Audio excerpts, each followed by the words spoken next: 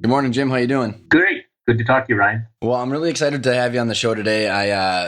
Your expertise is something that I think is really missed out in the mid-market entrepreneurs and the businesses that are in our community. And we came across each other through a local event that people host called Club E, where you just recently did a panel. But for our listeners, before we kick it off, can you just kind of give a little bit of a background of how you got into the business that you are today?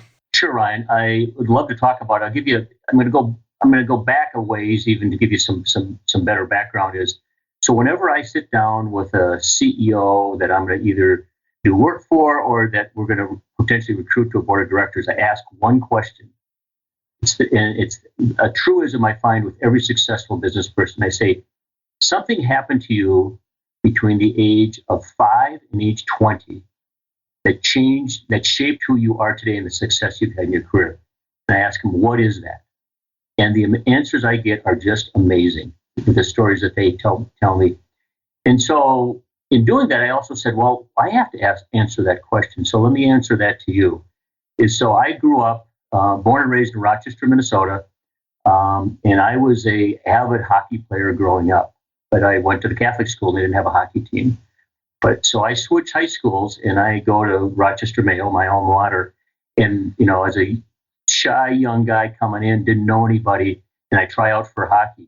And what I see happened was I was doing the tryouts, and the most famous hockey player in Rochester was one of my coaches at one point in time. His name's Art Strobel. Art came up and talked to the varsity hockey coach, and he pointed me out and he made a comment to him. I couldn't hear him, but he made a comment to him. Later on, after I had made the team, I asked him, so that first day of practice when Art Strobel came in, what did he say to you? And he said, hey, pay attention to Jim. He's a good hockey player. He works hard. He's going to go places. And so he made the decision to put me on the team partly by that reference from Art. And to this day, what the passion I have for helping companies and helping individuals was born back when I was 15 years old, and saw that how if you determine to go out of your way to help somebody, you can pay it forward. And that's kind of the way I build my life on. So grew up in Rochester, influenced heavily by my father, Big Ed. He owned his own business, and he was very much a part of the community. When he died at 93, there's not many people left at 93. He filled the church. And so I could see the impact that had. That really had a big influence on me. My first job out of college, I worked for a company called Burroughs Corporation. It's now called Unisys.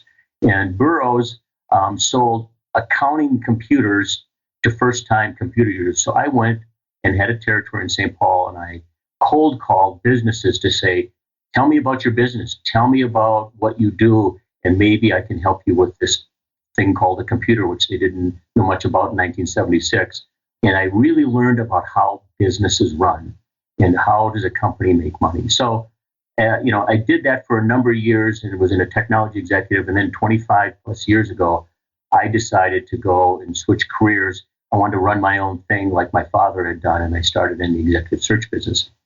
And one guy really set me straight when it comes to boards. There's a close friend of mine here in the Twin Cities by the name of Greg Palin, maybe one of the more famous board members. He was formerly the chairman of Polaris, and he was on the Valspar board. He's been on a dozen other boards, and he's really well known. And we talked about, I'd helped him. I sat on his board of directors. I helped him with his board.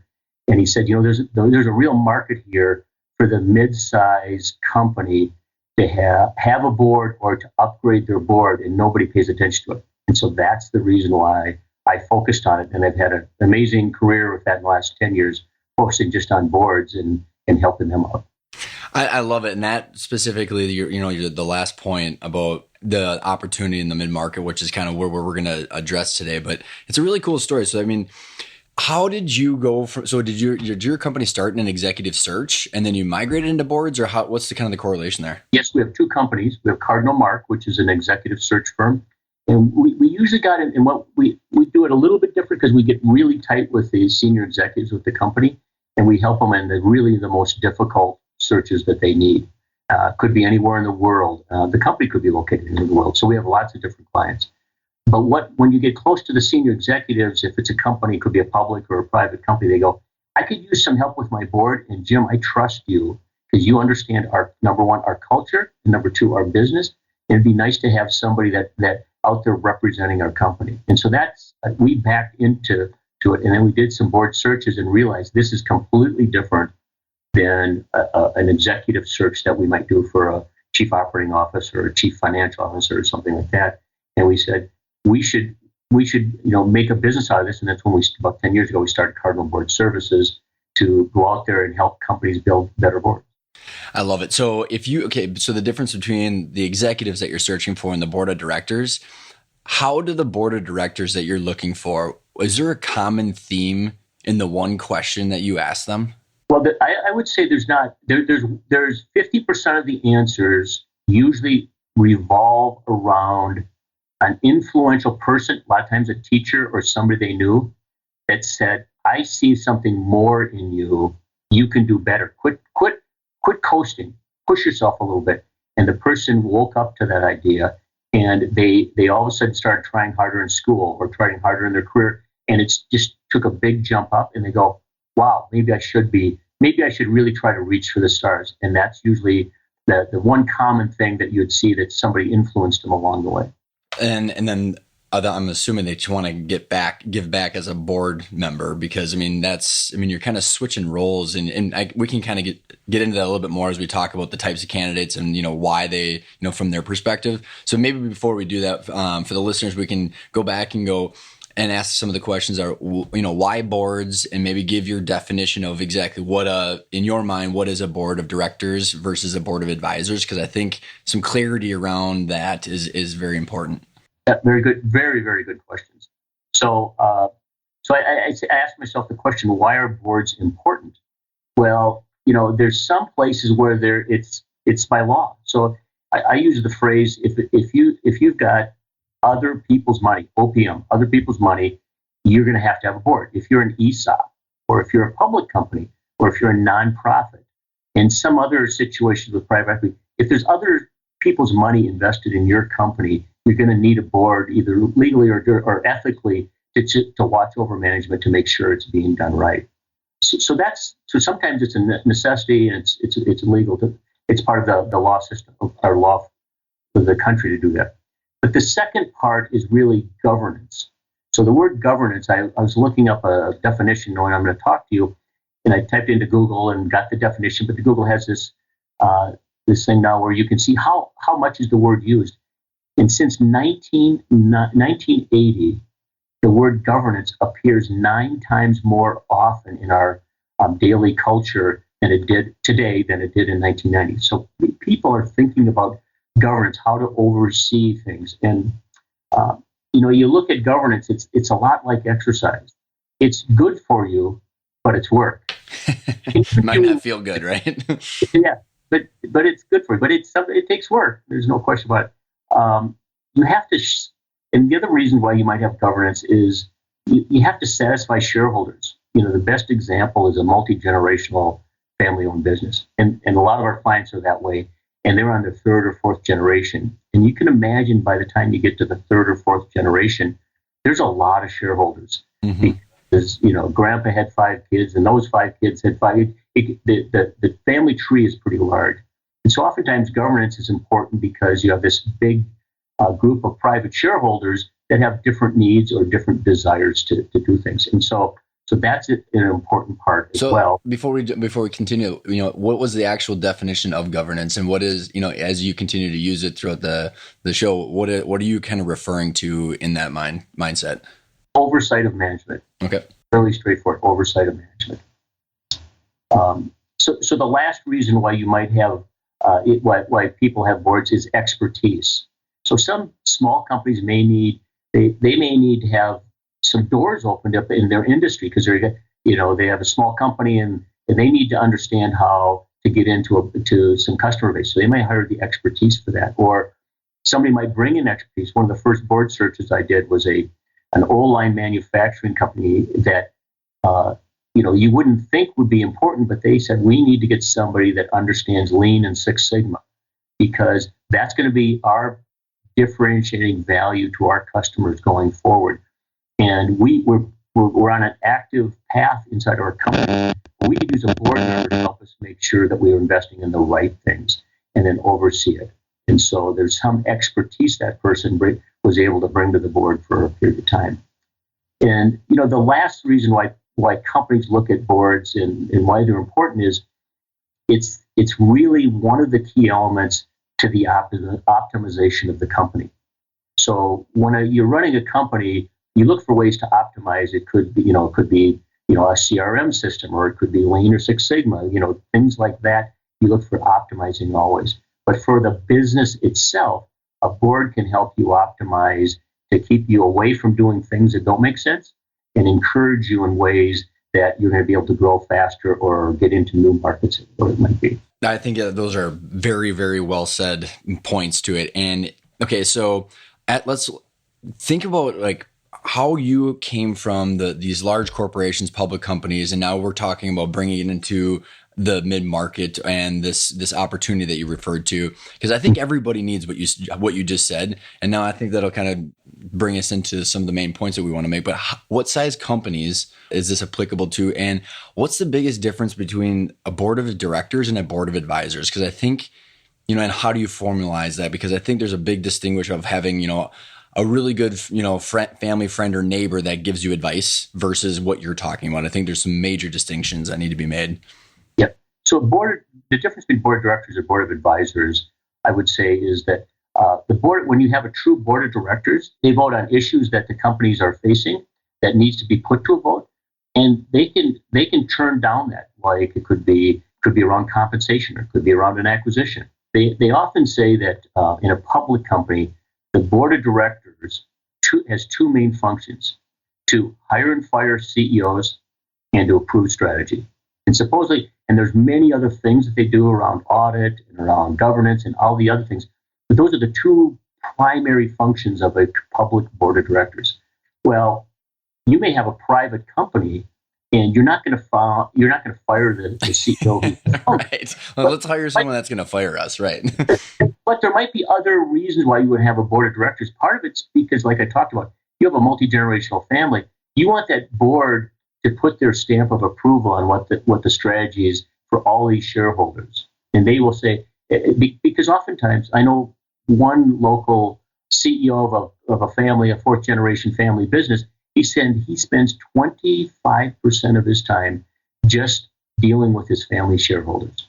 Just 25. And so there's a lot of work that goes there. So you need a board to make sure that those family members feel comfortable that the strategy is right. So, and then for a board of advisors, there's a real simple test. If somebody owns more than 50% of the company, you're kind of really doing a board of advisors, because they get to do whatever they want, right? Mm-hmm. They own the majority of the company. But in reality, a board of advisors can act very much like a board of directors, but the ownership and the CEO goes off and does what they want anyway, but they're using them as a sounding board, which I'll go back to now using the example of what revenue size. And I used to have different opinions about this. You definitely, if you're a $1 billion company, you probably or definitely need to have a board of directors or a board of advisors, you might say.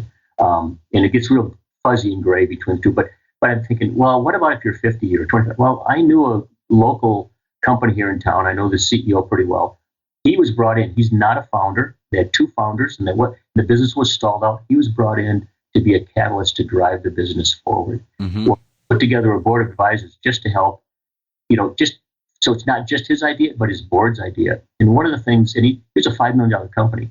He grew it to 15 and then sold it. But one of the reasons why he looked at the board of advisors being so good is on a once a quarter basis, he had over 100 years of experience sitting around his table talking about the strategy and the issues his company is facing. And because they were on the board, they knew the business from a financial standpoint, from a strategy, from what the market sector is. They knew it well, and they could provide some continuity from quarter to quarter to help him, guide the waters of what he's trying to do in building the company. So it isn't too small, but the one factor is if there's just one executive and they really don't have much management underneath them, a board of advisors or board of directors is probably not as effective or needed, because you need to have a management team to be able to execute on all this as well. If you're a small business and you might even be 20 million in sales, but all you have is some salespeople and some production people working for you. You don't need this board because you're gonna do what you want every day anyway. It's not gonna bring you value. Well, I think you hit on a bunch of really good points. First of all, I just think about when we run our business, why would you not want that kind of advice sitting next to you and actually helping you push yourself and the company in the right direction? And I think the biggest difference too is your employees always have some sort of stake in the game. So you're not going to get the purest advice outside of the bubble of where you're in. So getting the different angles, and we can talk a little bit in a second about the different set of expertise. But before we do that, can you explain, Jim, like, I think a lot of people from my experience think that their Vistage group, EO group, or whatever peer group might replace a board of directors. Can you explain how those two maybe fit together or are different? So a CEO coach, Vistage, YPO, CEO roundtable, there's lots of them out there. And what those are really for the CEO.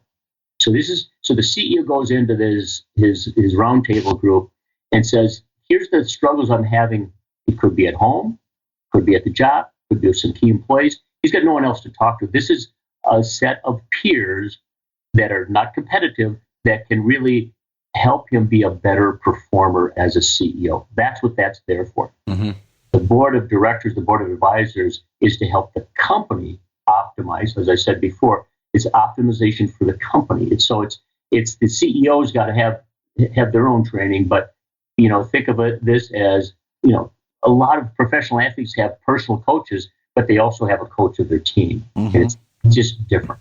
I think that was a perfect way of explaining that. Yeah, I think, because you don't in the peer groups, you're getting basic, high level context, but you're not really in the trenches constantly working on the business. It's just more, just random hot topics that are going on. So I think you did a very good, I totally agree with you.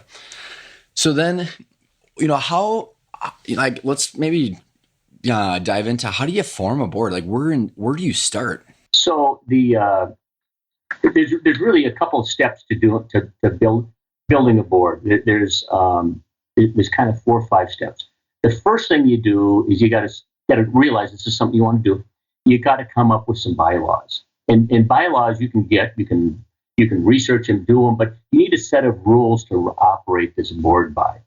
And you don't want them to be super stringent, but you don't want them to be too lax as well. And so the bylaws become really important. It's your map going forward, and can talk.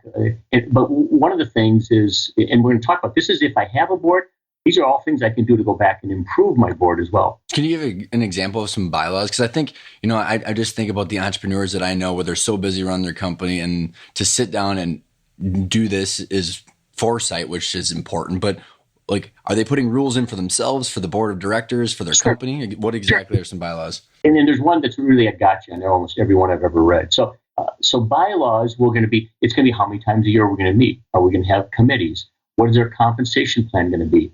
What's our term limits going to be?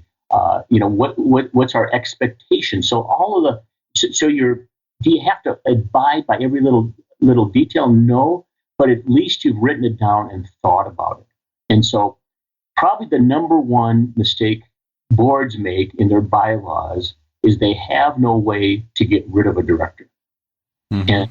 And somebody goes, well, what's the big deal? And I said, let me tell you a story. So I have a son who lives out in Colorado, and he called me up one day. And he says, Dad, I'm thinking about moving in with Annie, my girlfriend. And I said, well, Adam, you're 30 years old. You don't need my approval. No, I don't need your approval, but I like to understand, kind of what your thoughts are. I said, well, Adam, let me tell you something I've learned. It's really easy moving in. It's really hard moving out. Sure enough, 2 years later, he was moving out, and it was messy. And so a lot of bylaws don't think about when things aren't going well, like how do you exit a director gracefully? Because, you become close with them and you don't want to tell them it's just not working anymore, or the business has changed and we need somebody different. So you need to think about that as well. So first thing is bylaws. Second thing is you need to determine your board makeup, meaning how many people do we want? What kinds of people do we want to have on our board? I mean, it's important. I sat down with one the chairman of the board of a bank here locally, and we were talking about diversity and things like that. And he says, wow, that's a really good point, Jim. He said, we've got 7 people on our board and we're all guys over the age of 55. And he said, more than 50% of our customers are women. More than 50% of our employees are women. He says, and we don't have a single woman on our board in those groups. It's like, that's crazy. And so you need to think about that and kind of what exactly can fill a gap. And it's more about where the company is going. So if you plan on, one of the things that we always look at is if you're a $1 billion company, let's get people with $2 billion worth of experience because they've been there, done that. And so they will have known where the potholes are along the way. Or say you're a $100 million company on the way to $500 million. Let's get somebody that's gone from 100 to 500. So determine that board makeup is important. Well, and if I can interrupt for a second, because I think what's interesting about this and the whole concept of having a board of directors for your company in the mid-market is most often I see people try to hire these people. So if you're a $20 million business and you want to get to 200 million, you go hire the person from Cisco, and then you realize that they don't know how to actually work inside your company. So you're getting the expertise, but you don't have to have $1 million worth of payroll with people that aren't actually executing correctly. That's right. Or the other mistake they make when we're looking at the board makeup, they say, well, I'll get the board. I'll get my banker. I like him. He's a good guy. The lawyer, she's really helpful. She's helped us a lot. The problem with that is there's no independence there. Because if I'm already getting paid to be your banker or your lawyer or whatever it is, or your brother-in-law or sister-in-law, guess what? I'm not going to be independent. I'm not going to be objective because I have to continue that relationship with you outside of your board, of the boardroom. And so well, isn't there like crazy conflicts of that? Because I'm just thinking if we would, putting your banker on there who wants to make sure that you have deposits, loans, specific things, you're never going to get true advice anyway. So the fiduciary or the prudent responsibility of the board of directors is not going to ever be able to. There's just too much conflict there. Absolutely is. There absolutely is. So the third point is director recruitment and onboarding. They both are important. So recruitment, we had somebody, we built a board from scratch, and the main owner of the business says, "Oh, I know some really good people. I'm really well connected." And we said to him, "No, Mike, we can't go there because those people already have a relationship with you. We need to find people that are of the highest value that can come and bring independence, objectiveness to it." And so that's really what we bring a lot of. And they get in every time.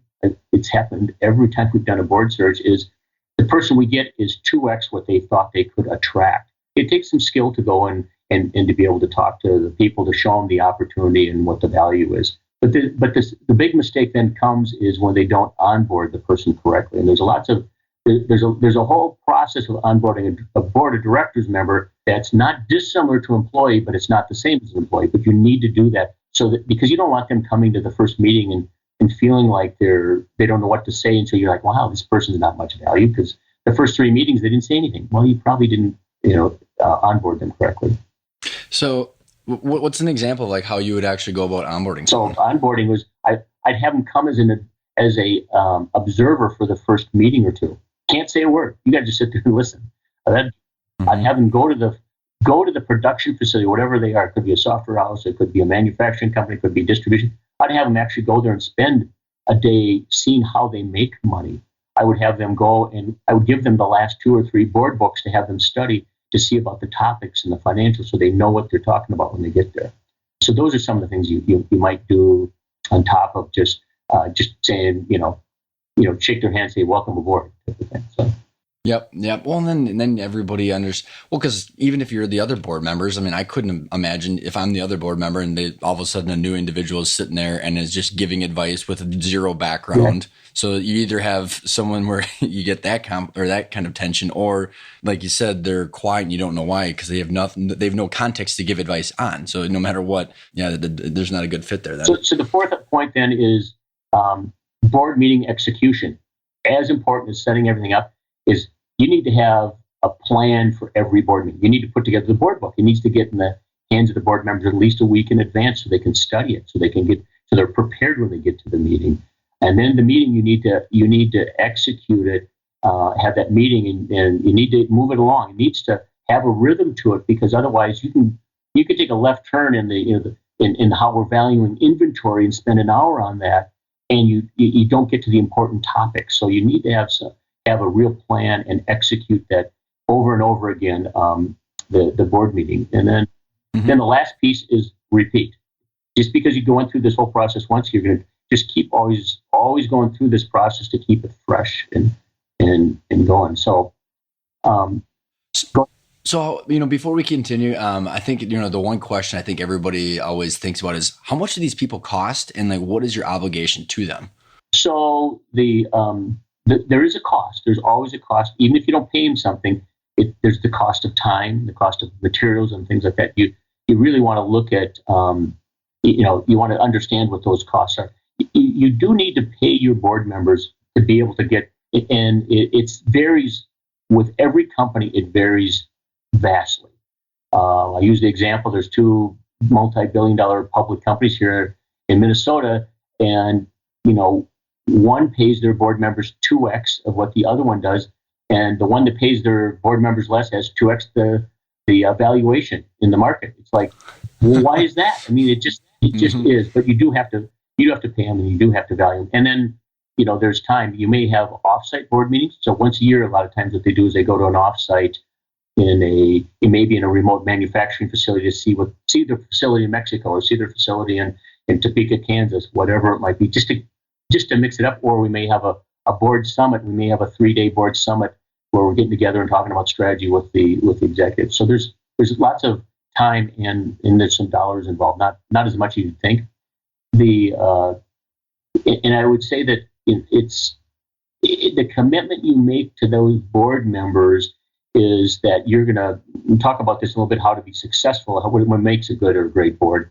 And part of it is your commitment to be prepared. It's all about being prepared. So when we're together, because we're busy people, let's make the most of our time. So I think that's a great segue into, what does make a successful operating board. And I think, one of the things that I think people struggle with is what is it that we have to be prepared for? So what kind of information are we giving the board members prior? And then how do you pick the topics? I mean, is there do you run your board on like a traction or some sort of EOS kind of deal? Or how are you picking the hot topics to discuss, or the board members actually flushing those out? Kind of maybe shed some light on that. Good. So what makes a good or / great board? It's really, first off, it's a two-sided relationship between the CEO and his management and the board. I've heard it be said, and I think it's a good adage, says, think of it as a 10-year marriage. So go in there with that kind of, the commitment that this relationship's a 10-year marriage. So I've been married for 34 years, and the similarities are striking between this quote that I sent this to my wife the other day, and it's really true. It's, marriage is two imperfect people who refuse to give up on each other. And that's so true about the board as well, because it doesn't go good every time. You can't give up on each other. And the second thing to have a good board is it's all about the stakeholders.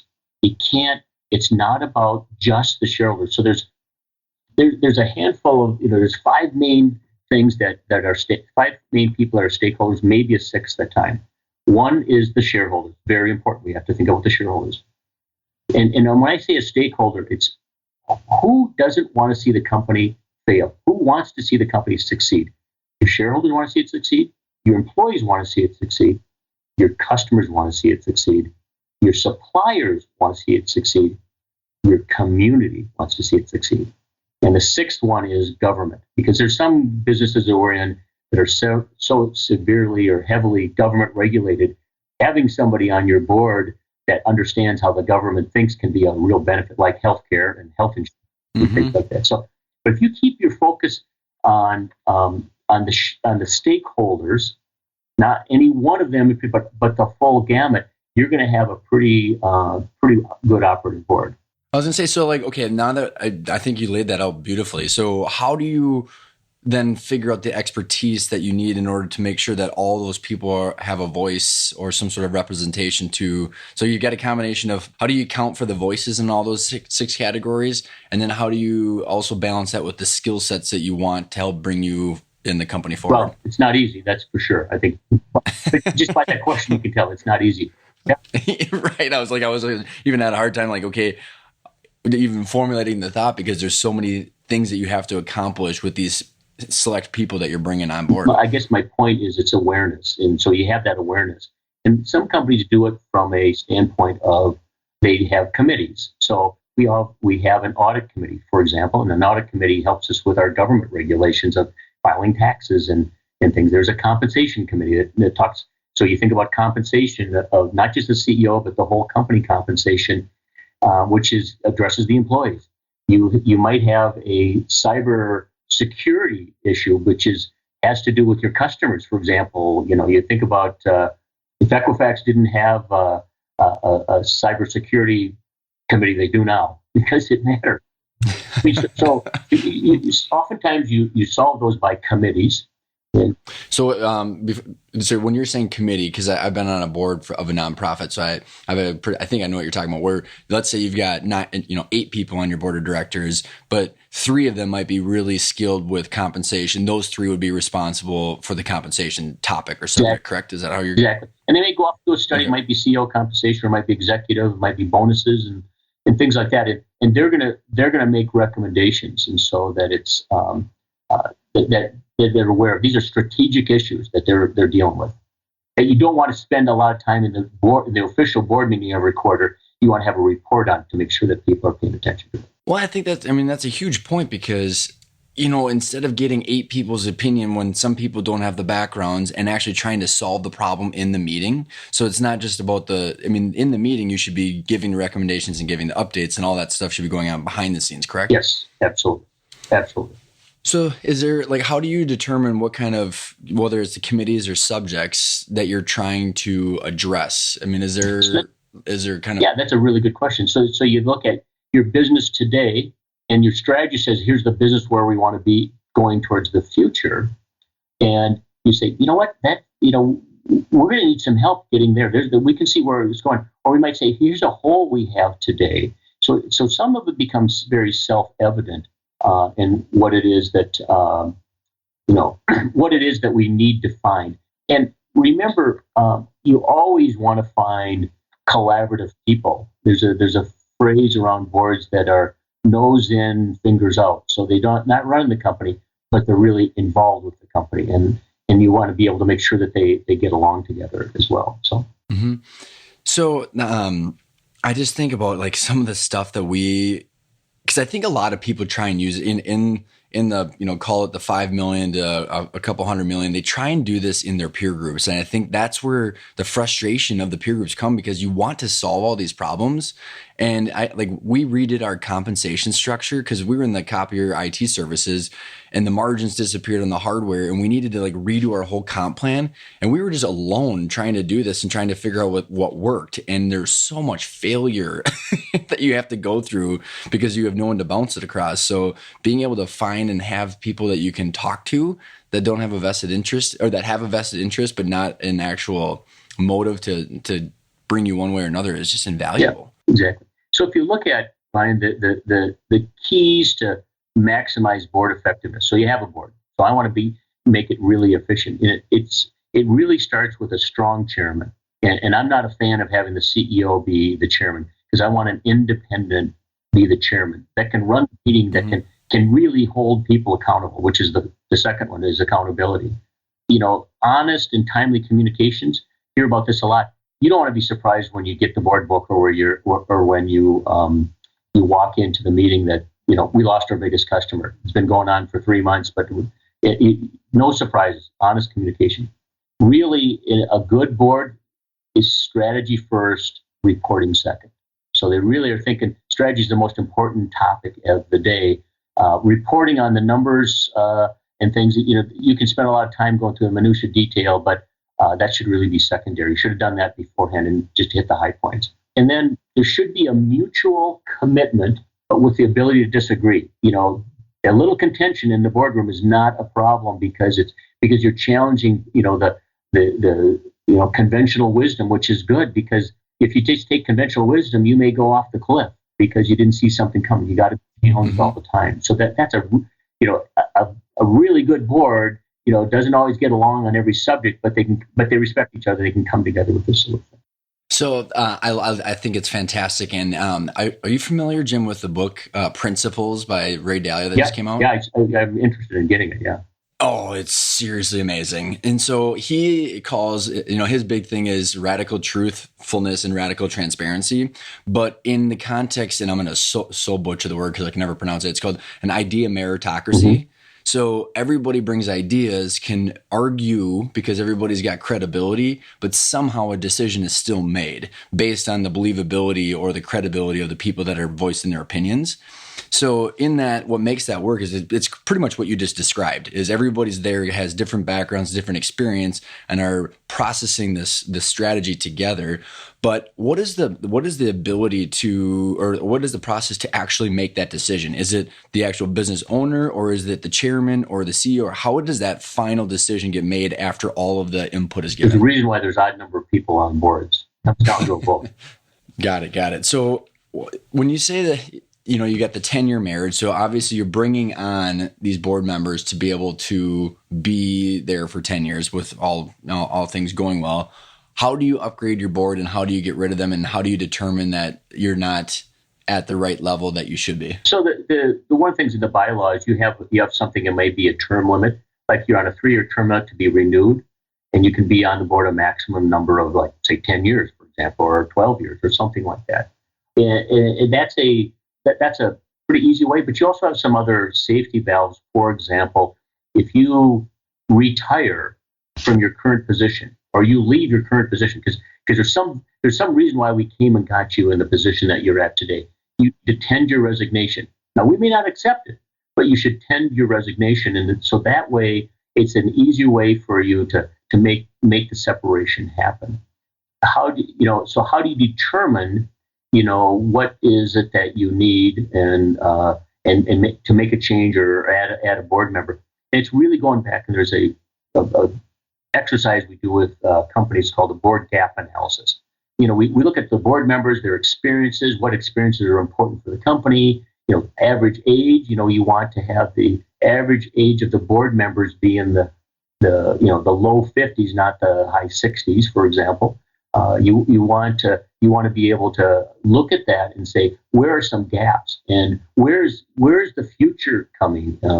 I have one client that a large private company here in the Twin Cities, and they see their industry changing drastically, and they realize that there's going to be a labor shortage in the future, and there's other challenges coming, and they don't have somebody on their board that's really one of those progressive thinkers that's facing that stuff today. So they were asking us to bring somebody in that will help them guide the waters of change that's going to be coming in their industry. So a lot of times it's really looking to the future, looking at what we got, looking to the future, and see if where's there a gap in between, and try to fill that gap.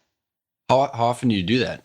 Well, you should probably be doing it every 2 or 3 years. The other thing with 360 reviews of your board members is a smart thing to do as well, because you might think you're doing well, but your board members think you never say anything or you don't add anything of value. You need to. The chairman needs to hear that. He needs to see what other board members think of them. And it's not a popularity contest, but it's about making sure that we're holding each other accountable. Back to the accountability issue. Mm-hmm. So, let's say I'm, the CEO or owner of a business that's 20 some million bucks, 30 million bucks, whatever it might be. And I want to create a board of directors, and obviously we've talked about a lot of the different ways you can start, some of the bylaws and all that, but how do you determine, so that the gap analysis that you would be doing for someone that doesn't have a board is obviously very big. Yeah. So how do you determine what positions where they're coming from? How, explain your recruitment process, because I think filling those gaps and how you do that is very interesting. So I think, first off, you use your example of a $20-some million company. You look at what business are you in? Okay, so we need some expertise around the business that you're in, because and then you look at it and say, okay, what challenges do you have that if you had some more senior management oversight, you could probably help that with? And then the third thing is, what are your future challenges, or what future directions you want to go, so we could pick up some of that expertise. So we're trying to take care of today's world and tomorrow's world, and build that bridge till tomorrow effectively. And once again, you're hiring senior executives that have been there and done that. So you should be able to go off and find them to do. Now, what you find interesting is many people want to serve on board. So finding the board member, if you're diligent about it, is going to happen. It's going to be a great experience because you're not asking that person to leave their current job. You're asking them to take on another responsibility that's mutually beneficial to their business because you're going to learn some things and you can give to that other business some of your expertise. Well, that was one of my questions because I think there's probably a lot of this preconceived notions of these board members have to be someone that sold a business or an executive that retired that are just looking for their, something to do. So that's obviously not what you just alluded to. So are these people that are currently, like you said, currently executives, business owners? Like, how do you go about finding these people? First off, we have an incredibly large network. So we've talked to so many owners and executives over the years. You have that, but you do some really old-fashioned research and networking to be able to find the person. Oftentimes, this person knows that person. Say, I'm not a good fit, but this person over here. I'm in the middle of a board search right now. I just kicked it off, and somebody that I was really impressed with that I think would have a good fit. And I reached out to him and said, hey, would you consider being on this board? I said, I'm going to pass at this time. I don't have the bandwidth for it, but here's somebody I think is pretty good. Didn't know that person, so I've reached out and talked and connected with him. We'll see if he's the right kind of fit and has an interest because it's fit and it's an interest. You got to have both. Yep. because you're making that 10-year commitment, right? So I'm just kind of curious. Like, if you were to go, how do you sell the company that you're trying to create the board for? Is it compensation? Is it the vision of the business? Is it the personality and culture? How do you actually make that sales pitch to these candidates? Well, companies with strong brands are pretty easy to sell.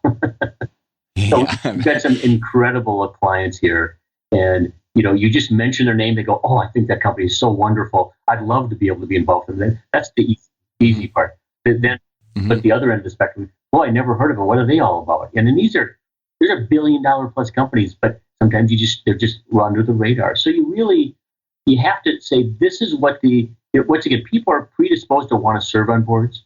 And so that's a positive thing that you got going for you.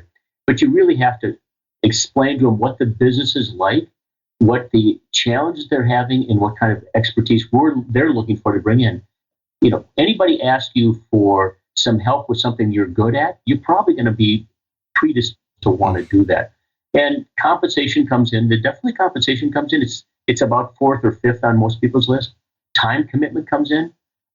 Because it could be in a real remote place. It's hard to get to, and it takes some. Every board meeting is a 3-day event, and they can't take 3 days out of their quarter and things. So it's those come into play. But the second thing I would say that's most important is the executive that says, what can I get back from this? What will I learn? Sometimes what they think is different than what they get, but they always get something back. But you have to remind them of that. These are the value you get back for your business. You'll be able to see how things are. How do you, is there like an interview process that you guys go through? And is it just kind of like hiring a normal executive, or it's a lot like hiring a normal executive, I would say, but it's a different kind of an interview because it's not just functional. You're not just saying, oh, so you manage 5,000 people. Oh, that's good. We check that box. No, you want to look at it because remember, the board is a very strategic piece of the business. So we need to find people that have really good strategy background and combined with good execution with some relevant experience and have a personality that fits really well with what that board is and what that company is. So there's a lot of smaller minutiae things. So yeah, we do this a lot like an executive search, but it's but the way we approach it is going to be completely different because once again, we're not asking to leave the company and join. Because compensation and location mean a lot more if you're asking somebody to move across country to take on a position. And it's like, but if you're looking for the board, that's less important. It's more about the cultural and experiential fit. Do you find it hard, Jim, to find people that don't have egos? Because you got to have just a whole altruistic perspective on the world, because to throw a bunch of people with egos in there is going to be miserable, obviously, for a lot of different reasons. But how do you filter through that main variable? Yeah, I think that's by spending time with them. One of the things I've learned over the years, executive search as well, is the more touches I have with somebody, the more I get to know who they are. Talking to them late in the day, talking early in the day, talking to them face to face, scheduling things and see how flexible they are. So one of the things that's on our radar, because oftentimes we're doing, Minnesota or Midwest companies are pretty family driven and things like that. GE people, sometimes you got to be pretty aware because GE's got a high testosterone culture, right? And so they come with that already. That doesn't mean that's who the person is, but a lot of people, Right. if they got far in GE, they were that kind of way. So you all of a sudden your radar is up and you go, I just want to make sure that that's not going to happen. So that's easy one to filter out. But different companies have different cultures that you know about, and so you want to filter that out to make sure it's not going to come through. So then, as if you've got the personality fit and then the expertise fit, trying to bridge the gap between today and tomorrow's world, is there a typical set of pillars or subjects that you try and find as you blend all this together, whether it's finance, marketing, security, governance? I mean, what are some of the main subject pillars that you try and find in a blend of all these people? That's a really good question. And kind of one of the last subjects I wanted to talk about with you today is I get contacted all the time by people who want to be on boards. And so, what I try to tell them is, I can't put you on a board. I can't find one. But at the same time, there's a list of things that a great board member will have. And I suggest that they make sure that they qualify. So the first thing is everybody who gets on a board needs to be a financial star. They need to understand how to read a P&L and a balance sheet and a cash flow statement, and all of those things, because doesn't matter what the business is, they all have financials. Better know that. The second thing is what's your functional expertise? There's got to be, functionally, I'm a manufacturing, or I'm a sales and marketing, I'm a finance, or I'm a CEO. But there's a functional inside of a company expertise that they bring. There's an industry expertise. So they might be in the software industry, or they may be in the consumer packaged goods industry. That's important. The next thing is leadership skills. We need leaders to be on boards because they understand the challenges of running a business. There's a what I call an it factor. So an it factor is something beyond all of that. It could be their personality. Could be the it factor might be where they're located. And we've done board searches where we need to find somebody, but not here, or they say, but not in Michigan, or we want somebody that's located in the Southwest because we have a big growth area in the Southwest. So some of those its are, could be tangible. It could be one of the searches I'm doing right now. It's the leading candidate's 35 years old, and she brings age diversity. So she's got the age diversity thing going in the opposite direction, and that's a good thing because she'd be on there for her technology expertise. So that it factor comes into play. The readiness is an important place as well. Readiness. Are you ready to serve on a board? A lot of people say they are, but when it comes down to it, are they willing to commit the time and life?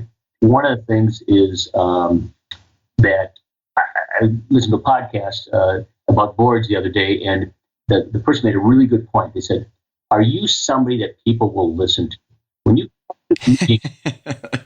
just going to preach, or are you somebody that brings such great value that others want to hear you speak? That is a really important thing that we look for. And does it mean something when you speak versus just rambling all these ideas without actually listening to everybody else? That's right. That's it. How you brought in that age diversity, and I've heard a couple cool things. I mean, that I've read in some of the main publications like Forbes and Inc. and Entrepreneur and such. How are people blending the baby boomers and the millennials in the next generation? Is there any cool takeaways that you've seen of how people have embraced that? I have not seen it. So there's something that's going to happen here in the next number of years. So there's going to be, when we talk about diversity on boards, there's going to be a tsunami of women joining boards in the next 10 years. And I've got 3 daughters, so I'm all for this. But and the reason is because if you look at the average board, it's pretty much guys in their 60s that are on boards that are CEOs. I mean, definitely big public companies. They brought some diversity into it as well. But you're seeing more and more companies look at the board, like this 35-year-old gal we're talking about, and say, boy, they can bring some things quick to the table that we don't have. So I don't think they specifically seek out Gen Xers or millennials, but if they're presented with it, they're a little bit more. I think, especially as we get this generation of board members retiring, the next generation to be much more open to it. But remember, one of the things about being an effective board member is this leadership skills. And how do you get leadership skills? You get leadership skills by leading people. So oftentimes you don't get that chance until you're late 30s, early 40s, late 40s to lead, be a diverse leader. So sometimes we want people with good experience. So you tend. That's just the nature of years built up of experience. Exactly. That's what it turns out to be. As we're kind of wrapping up here, Jim, is there something that you want to highlight that we've talked about, or something that you want to leave our listeners with? Well, the one thing is that I was at a meeting about 3 months ago. I had been on this search, doing a search for a division of a public company here in Minnesota, and I was presenting to the CFO of the public company the findings. I'd been on a week-long tour of the country interviewing board candidates. And I went through the board book I put together, and I'm going through it, and I'm halfway through it, and the CFO stops. He said, Jim, stop. He says, you really like what you're doing, don't you? I said, I just love this. This is awesome. And it was so fulfilling for me because I am passionate about it, and it's a passionate subject that I like. It's not for everybody, but I'm so glad it showed through to him that I care that much about it. And I think that's one of the things that the clients that we work with and the board members that we recruit feel that way. And that's that in this world, this little world that we created, it's something to be very passionate about, because you can help companies become more successful. Well, and that is so important, because I've used recruiters in the past, and they have to understand you. I mean, you really, really have to understand me, where I want to go, what I want to do, because how else are you going to be able to surround people around me that are going to be able to do that if you aren't passionate about it and don't understand the whole situation? Yeah, absolutely. Absolutely. So, Jim, what's the best way for our listeners to get in touch with you? So the easiest way is just go to our website, which is www.cardinalboardservices.com. And we've got resources you can download, and you've got our contact information on there as well for both myself and my partner. And so that's probably the easiest. Got our phone numbers, email addresses, everything. Jim, thank you so much for coming on the show today. Take care, Ryan. I really appreciate the time.